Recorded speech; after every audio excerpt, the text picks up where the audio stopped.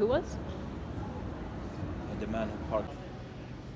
Movie theaters are open. Ooh. Where are we? At the movie theater. What are you not wearing? A mask. I need to clarify that the city I was living in did not get its first mask mandate until 2 months after this clip was taken. And as someone who had been wearing a mask for the past year and had just come from a place where movie theaters had been shut down for a year, this was all very exciting. Kaffarna? Ja, tack. Jag har kort utan mig. Vad? Jag har gjort på kaffe idag. Christer? Ja. Welcome to Norwegian Fastlaven. Fastlaven? Yes. Not every day you walk on the water, Saraya. That's true.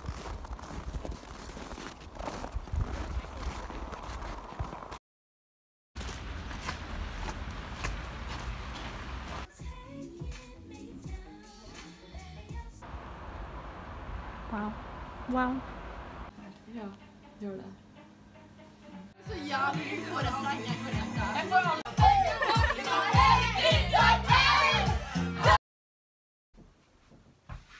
Hello.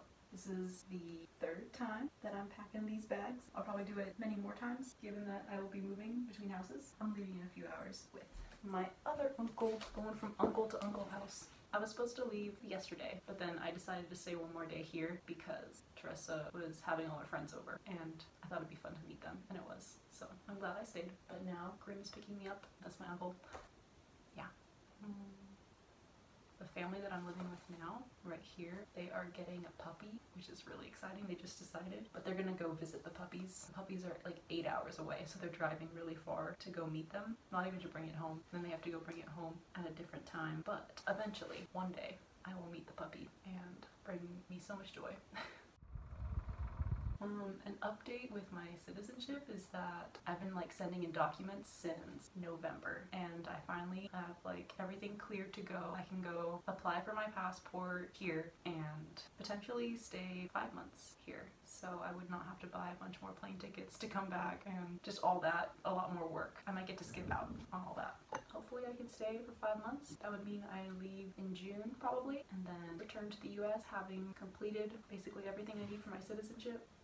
I'm good to go, man. I don't know. When I'm a citizen, I guess. I have to figure something out because the whole thing with the 90 days and the passport, and you have to like enter and leave a country on the same passport, so I can't like enter on a US passport, stay longer than 90 days, and then leave with a Norwegian passport. So I don't know. There's multiple ways we could get around that because it just makes a lot more sense. Norway as a whole, it's just a lot safer to have me stay than to have me leave the country, go to US where it's teeming with COVID, potentially bring back COVID on my way just to come back, you know, back and forth between the countries. It doesn't make sense. But I'm thinking like, can someone just stamp my US passport, say that I left, you know, at 90 days, and then stamp me in on my Norwegian passport? Like, wouldn't that work? So, yeah. Is that all? School has happened. Technically got my job back, but I haven't gone yet. But that's okay because there's very little work to be done. I think that's all. Oh, I forgot to say, I just found out that, okay, so like my county that I live in Berkeley, Alameda County, it's not that big, very tiny part of California, which is a very tiny part of the United States. So that tiny county has 4,500 active COVID cases right now in just the county. And like the state has so many more, and the country has so many more. And then in the entirety of Norway, right now, there's only 3,500 active COVID cases in an entire country. That's 1,000 less than my county at home. That just, that's mind-boggling. And I know Norway is much smaller than the US. I know those aren't comparable in any way, but still, for my tiny-ass county, just something I found out, something wild. Okay, that's it. So, future Soraya here. We are about to enter what I call the Great Depression. Let me explain. I stayed in this home 2 times during my stay, and due to circumstances outside of my control regarding school and the time change, the first time I stayed here ended up being the saddest time of my Norway trip. And the second time I stayed here was the happiest. Well, I loved every place I stayed. Like, really, truly, they each had a different reason to love living there. I more mean that there just so happened to be this perfect lineup of circumstances when I stayed here the second time. A bunch of things from school to the weather were just perfect. I say all this because all you're going to see right now is the Great Depression, but at least you know it gets better later. So the reason for it was just my school circumstances and the time difference, exacerbated by the weather for sure. The weather wouldn't have been a problem though without the school and the time difference. I do not get seasonal depression, and I love gloomy weather actually. But the problem was in part that I was battling a school schedule that made me basically nocturnal, especially because the Norwegian winter doesn't give you a whole lot of daylight to work with in the first place. I haven't uploaded or looked at the upcoming footage yet, but if you ask me to think back and remember this time, I cannot remember anything except this loop of myself waking up each day progressively more disheartened and behind on work. Well, I do remember playing piano and playing with a kitten, but mostly just this loop. I see myself waking up around dinner time, realizing I had missed all the daylight, battling the 9-hour time difference with my school, remembering how behind I was on schoolwork.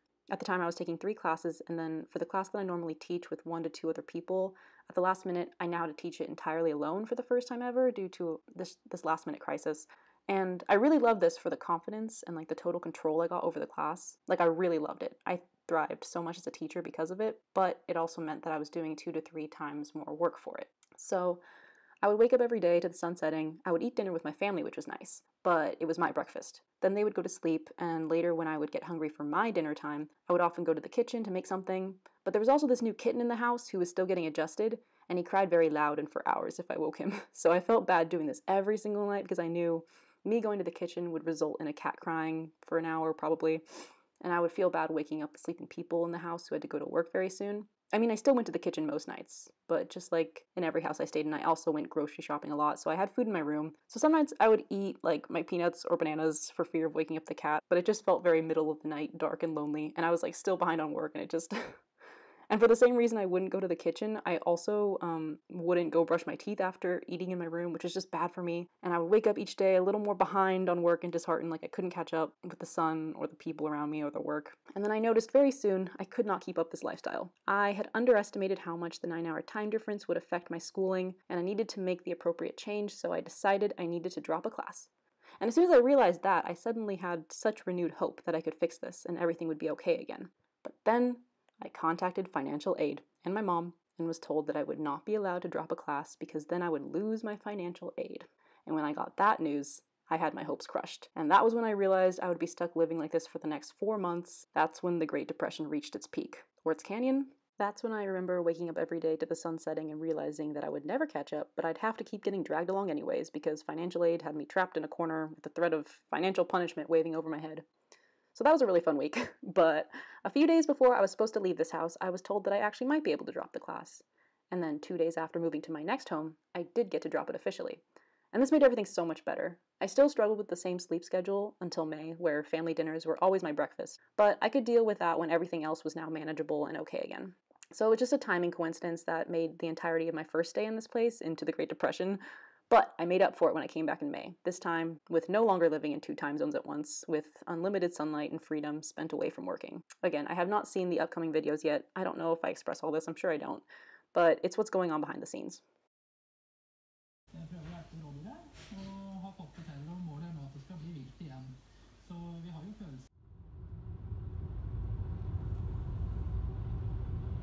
a lot of traffic here.